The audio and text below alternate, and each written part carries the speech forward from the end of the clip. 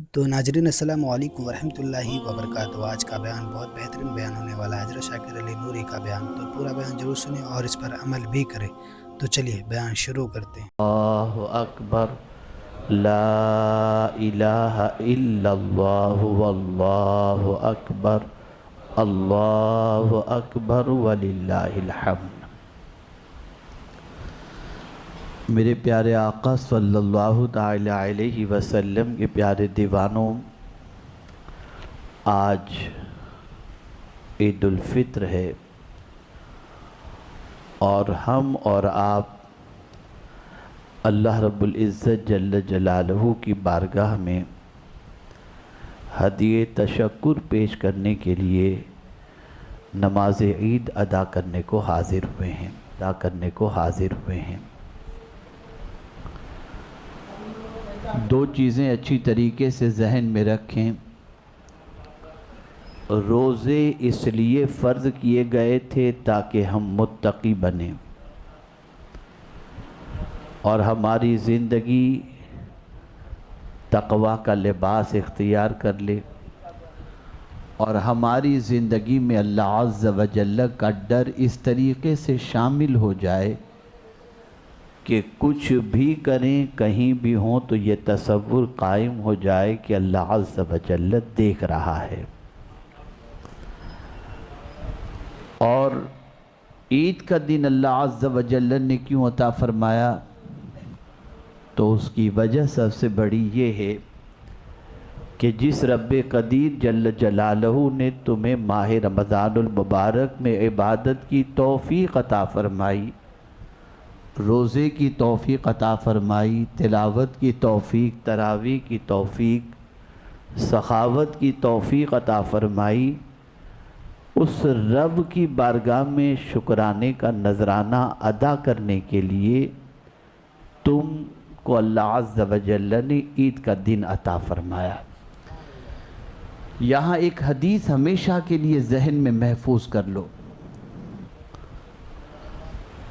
اگر یہ حدیث مبارکہ مسلمان کے ذہن کے اندر رہی تو کسی مسلمان کو کسی سے یہ فتویٰ لینے کی ضرورت پیش نہیں آئے گی کہ وہ مومن ہے یا نہیں، بلکہ اس کے بارے میں پیغمبر رحمت صلی اللہ تعالی علیہ وسلم کا خود ارشاد کافی ہوگا۔ حضرت ابو امامہ باہلی رضی اللہ تعالی عنہ نے رسول اعظم صلی اللہ علیہ وسلم سے دریافت فرمایا، مل ایمان، ایمان کیا ہے؟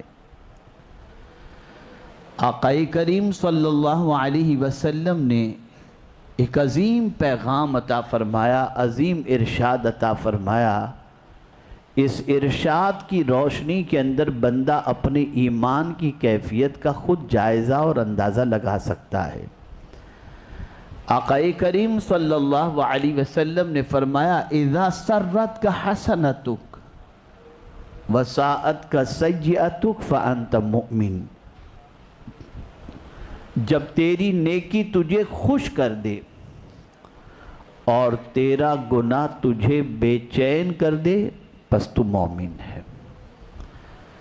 یہاں سے یہ بات سمجھ میں آئی کہ ماہ رمضان المبارک کے روزے رکھ کر، تراویح ادا کر کے، تلاوت قرآن مقدس کر کے، سخاوت کر کے، زکوٰۃ دے کر، اگر کسی بندے کے دل میں خوشی کی لہر دوڑ جاتی ہے اور پھر اللہ نہ کرے صدبار نہ کرے اس ماہ مبارک کے اندر کوئی لغزش اگر ہو گئی یا یوں بھی کبھی کوئی لغزش ہو گئی، اللہ کی نافرمانی ہو گئی اور اس کی طبیعت کے اندر بے چینی پیدا ہو جاتی ہے، تو یہ گناہ کے بعد بے چینی کا پیدا ہونا اور نیکی کے بعد خوشی کی لہر کا دوڑ جانا، یہ ایک سچے مومن ہونے کی علامت ہے۔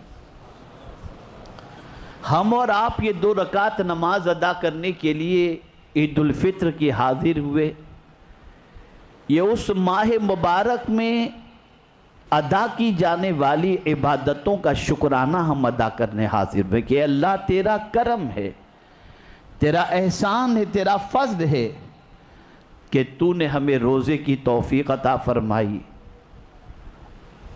تو نے ہمیں تراویح کی توفیق عطا فرمائی، تو نے ہمیں سخاوت کی توفیق عطا فرمائی، تو نے ہمیں تلاوت کی توفیق عطا فرمائی۔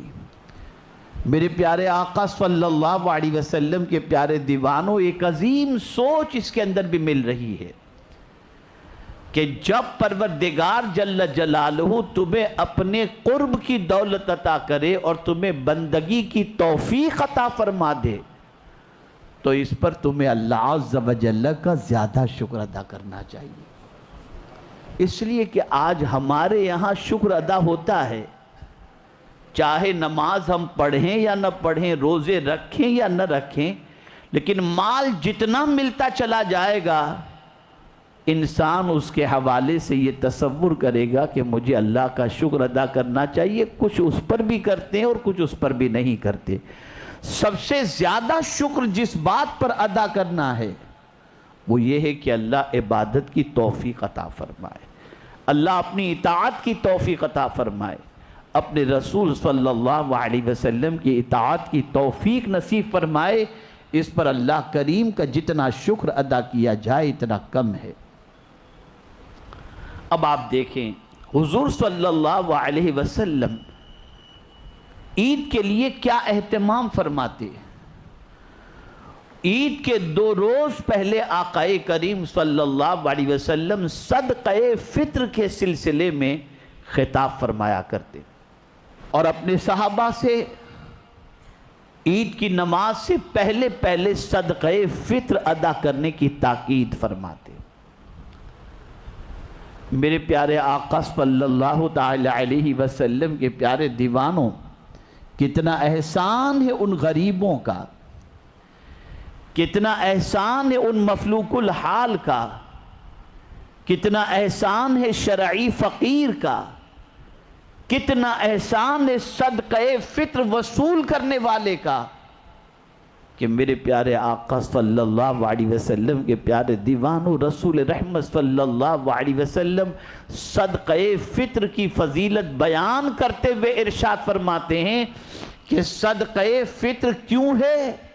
اس لیے ہے کہ یہ صدقہ فطر تمہارے روزے کو پاک کر دیتا ہے، یعنی روزے کی حالت میں اگر اللہ کی کوئی ناپسندیدہ بات یا کوئی کام تم سے سرزد ہو چکا ہو، صدقہ فطر ادا کر دو، اللہ اس کوتاہیوں کو تمہاری معاف فرما دے گا۔ آپ ذرا سوچیں، یہ بات اچھی طریقے سے ذہن میں رکھنے کی ہے، یہ صدقہ فطر عید الفطر کی نماز ادا کرنے سے پہلے کیوں؟ وجہ یہ ہے کہ وہ غریب جن کے گھر کے اندر کھانے کے لیے کچھ انتظام نہیں، تم تو عید کے دن خوشی مناؤ گے لیکن اپنی خوشی منانے سے پہلے غریب کو خوش کر دو، اگر وہ خوش ہوا تو اللہ تمہارے گناہوں کو معاف فرما دے گا۔ یہاں یہ بات اچھی طرح سے ذہن میں رکھے، ایک عجیب ہمارے معاشرے کی سچویشن ہے، میں آپ کو کیا بتاؤں، جب غور کرتا ہوں تو عقل دنگ رہ جاتی ہے۔ بہت سارے لوگ بہت سو کو عیدی بانٹتے ہیں، بہت ساروں کو نوازتے ہیں، کبھی کبھی تو ایسا ہوتا ہے اپنے پرائے ہر ایک کو خوشی کے موقع پر یاد رکھتے ہیں، بڑے بڑے تحائف پہنچاتے ہیں، بڑی بڑی گفٹ پہنچاتے ہیں، لیکن ان غریبوں کو یاد نہیں رکھتے، اور غریبوں کو اگر دیں گے بھی تو یہ اس تصور کے ساتھ کہ بس اتنا ان کے لیے کافی ہے۔ میں آپ کو ایک چیز عرض کروں، دل سے دعا لینا آسان کام نہیں ہے، یہ بہت ٹف ہے۔ ایک ہوتا ہے دعا کرنا اور ایک ہوتا ہے دل سے کسی کی دعا کا لینا، دونوں میں بڑا فرق ہے۔ آپ اگر کسی کو 10 روپیہ دیں گے تو وہ غریب رکھ لے گا لیکن دعا نہیں نکلے گی، لیکن اگر آپ نے فراخ دلی کے ساتھ اسے اچھی طریقے سے دیا تو جب اس کے دل سے دعا نکلے گی اللہ تعالیٰ گناہوں کو معاف فرما دے گا۔ اور ہمارے یہاں امیروں سے محبت کا جذبہ تو ہے، غریبوں کو تو حقارت کی نظر سے دیکھا جاتا ہے۔ اس کانسیپٹ کو سمجھیے عید کے کہ پریشانیوں کا حل اللہ عز و جل نے غریبوں کے ذریعے رکھا ہے، غریبوں کے ذریعے۔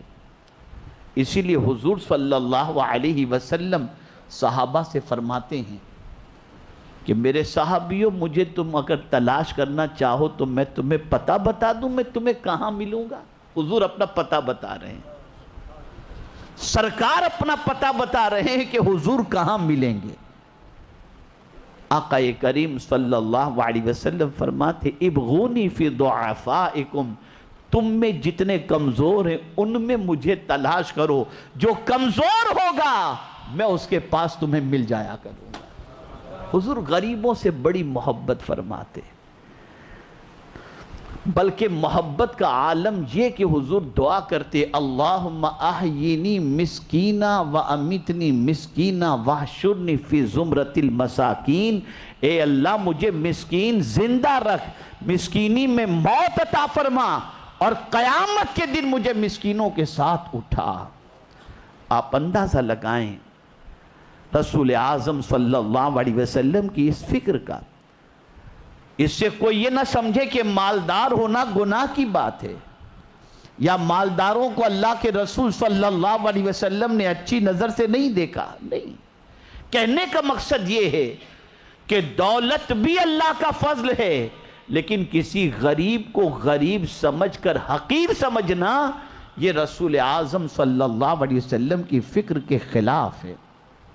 پیغمبر رحمت صلی اللہ تعالی علیہ وسلم بڑا خیال فرماتے غریبوں کا، ہر موقع پر غریبوں کا خیال فرماتے، اور غریبوں کے ذریعے اللہ عز و جل مصیبتوں کو دور فرماتا۔ بلکہ رسول اعظم صلی اللہ علیہ وسلم نے ارشاد فرمایا کہ تمہیں جو روزی ملتی ہے تمہارے کمزوروں کی وجہ سے ملتی ہے، یعنی اگر تم کسی غریب کی مدد کرتے ہو اور معاشرے کے اندر جو کمزور ہیں ان کا خیال کرتے ہو تو اللہ عز و جل اس کے عوض میں تمہیں روزی عطا فرماتا ہے۔ تو ناظرین ویڈیو اگر اچھی لگی ہو تو ضرور ویڈیو کو لائک کرو، اور ہمارے چینل پہ اگر نئے ہیں تو ضرور سبسکرائب کرو، اور اللہ سے دعا کرے کہ اللہ ہمیں نیک عمل کرنے کی توفیق عطا فرمائے، ہر بلا مصیبتوں سے، پریشانیوں سے، آفتوں سے، بیماریوں سے حفاظت فرمائے۔ تو چلیے ناظرین ملتے ہیں اگلی ویڈیو میں، تب تک کے لیے السلام علیکم ورحمۃ اللہ وبرکاتہ۔ ویڈیو اچھی لگے تو ہمارے ویڈیو کو لائک کریں اور ہمارے چینل کو سبسکرائب کریں۔ شکریہ۔